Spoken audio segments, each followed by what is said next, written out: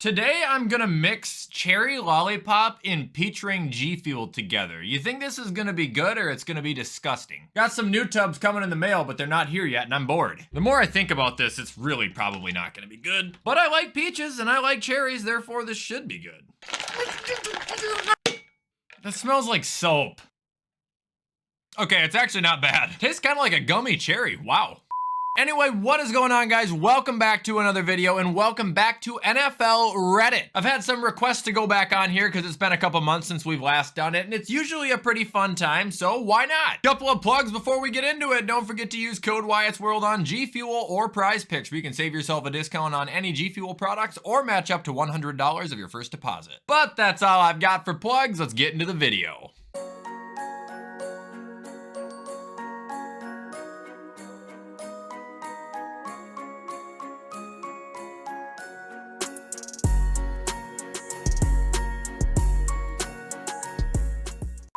Alright, so here is the first post I wanted to go over because I feel like every single person is going to be somewhat interested in this. This is a chart for every NFL team's playoff chances going into week 15, and if you see these dots on the left and right of them, that's resembling what their chances are going to be if they get a win or a loss. So if the Bills were to get a win, their chances would go from about 40 up to 60, and if they don't beat the Cowboys, their playoff chances are going to drop from about 40% to 25%. Peeking at the AFC as a whole here, you can kind of see the teams at the top here who are basically locked in, like Baltimore, Kansas City, Dolphins, Jacksonville. But then there is a drop off when it comes to Cleveland, where if these teams don't start, winning or stringing together wins, you can see how they're going to be able to fall right out. And I'm not trying to be a pick me guy here by saying this either, but it's almost like these middle teams like the Bills and Texans and, Colts, even though I don't think they're going to do much, they have the most stress because they're dead in the middle, man. It's either go big or go home. Peeking at the NFC now, it's actually kind of crazy. It's a lot less even than the AFC, or a lot less competitive, it would appear to be. You got 4 teams, San Francisco, Philly, Dallas, and Detroit, who have essentially locked. And you got a bunch of teams who are basically eliminated. And then there's some stragglers here in the middle. I didn't realize Tampa had such a good chance if they get a win this week, though. They're that far ahead of their division, even though their record is like the same. I also didn't realize the Vikings were like this much in it either. Holy shit, look at Seattle, dude. If they get a win this week, their playoff chances goes up to like 50%, and if they lose, it goes down to 10%. Oh. Next post I'm reacting to is how the Titans are going to be wearing the Oiler uniforms against the Texans this Sunday and just giving them the biggest fuck you possible. For those who don't know, the Titans used to be the Houston Oilers and then they moved. So then they had to make a new team in Houston who was the Texans. And now the Titans are playing the Texans as the Oilers. It's just like, oh my gosh. Like, imagine the Minnesota Vikings leaving Minnesota, turning into the London Bulldogs, then Minnesota makes a new football team called the Loons. And when the London Bulldogs play the Loons, they convert back to the Vikings for just that game. I mean, it's really troll.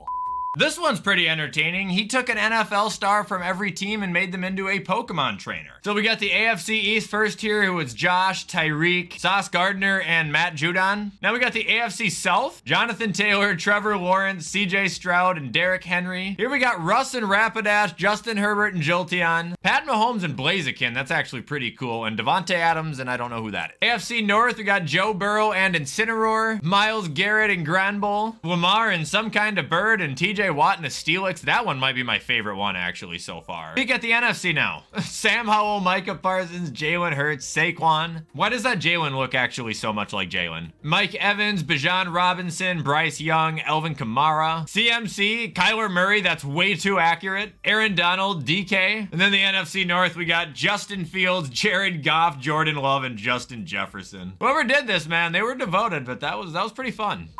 All right, next post we got is about Chargers quarterback Easton Stick. For those who don't know, he's the backup for Justin Herbert, who's going to be starting. Anyway, he was quoted saying, "I understand North Dakota State isn't the National Football League, but I'm used to winning." And then Chris Rim goes on to say he was 49-3 in college at NDSU. It's funny, I was just talking about these NDSU quarterbacks like 2 days ago. I talked about him, Trey Lance, Carson Wentz. They just don't work out. And I don't give a shit if they were winning in college. I actually already knew that. My grandparents live way up north in Minnesota, basically basically North Dakota, so they're huge Bison fans. They always have him on. I've been watching him on glimpses for years. Guys, since 2011, who the fuck hasn't been winning there? These guys are playing teams like Murray State, South Dakota State, Northern Iowa, Illinois State. They're not, it's not impressive is what I'm fucking saying, like at all. Watch him just go off now that I'm chirping him though. Wyatt Luck, you guys all know how it works. He'll throw for 5 touchdowns.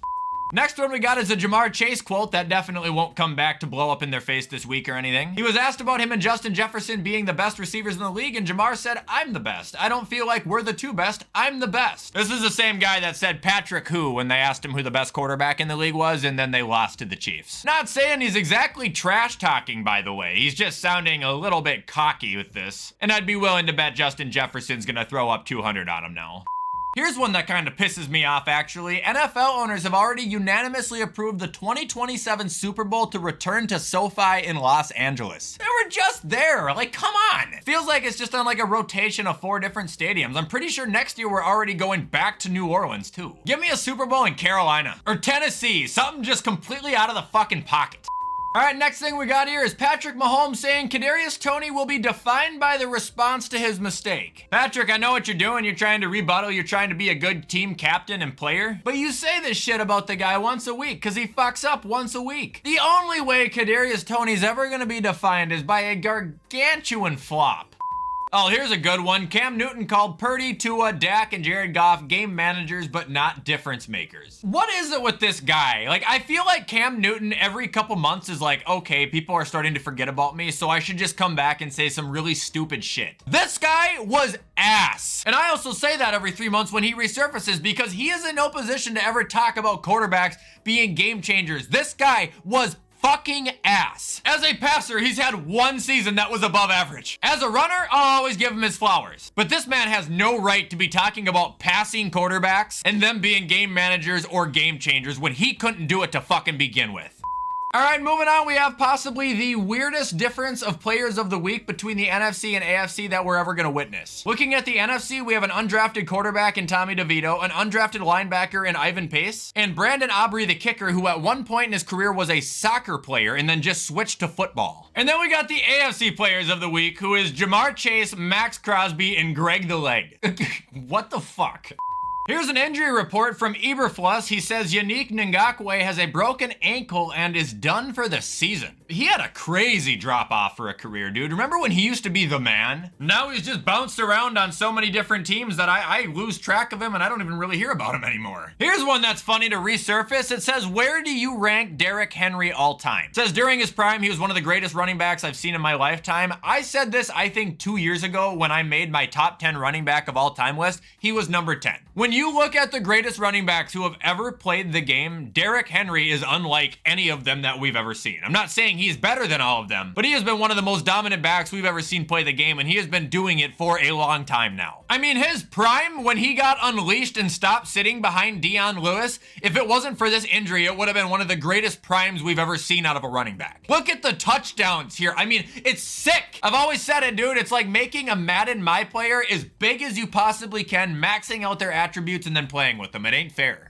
And now we just got one more that I can't quite believe. Says here that the Falcons head coach Arthur Smith's job is going to be safe despite having a disappointing season. Why? What's the point? This is like keeping Ron Rivera around. The guy is a barbaric idiot and he is putting you on pace to once again finish with a 7-10 record despite having a defense that you guys have scratched and clawed to have since it left your team in 2016. What are the Falcons seeing out of him that is making them say, yes, we need to keep him here? There is nobody out there who could be doing a better job than Arthur Smith. He has to have dirt on the owner or something like that. Like, he saw the owner having an affair and he's going to rat him out to his wife if he gets fired. Like, there is no other explanation on this. I don't believe the players like him. I don't believe the fans like him. I don't believe his own mother likes him. Why is Arthur Smith gonna come back? This honestly reminds me of like those movies where someone will try and help their alcoholic or drug addicted friend by getting them into rehab and their friend will freak out on them, and then they have that scene where it's always like, well, son, you can't help someone who doesn't want to be helped. That's how I feel about the Falcons right now. Like, if you guys don't want to get better, then I guess I'm done feeling bad for you. You're doing it to yourself. And that is going to be all for today's video, everybody. I hope you're continuing to enjoy the Reddit content. If you guys are, you already know what to do to show support. Comment, like, subscribe, turn that bell on. I try to post every single weekday. However, with everything I just said, I'm going to get this edited so you guys can get a start to your Thursday. Enjoy the game tonight, and as always, I will see you in the next video.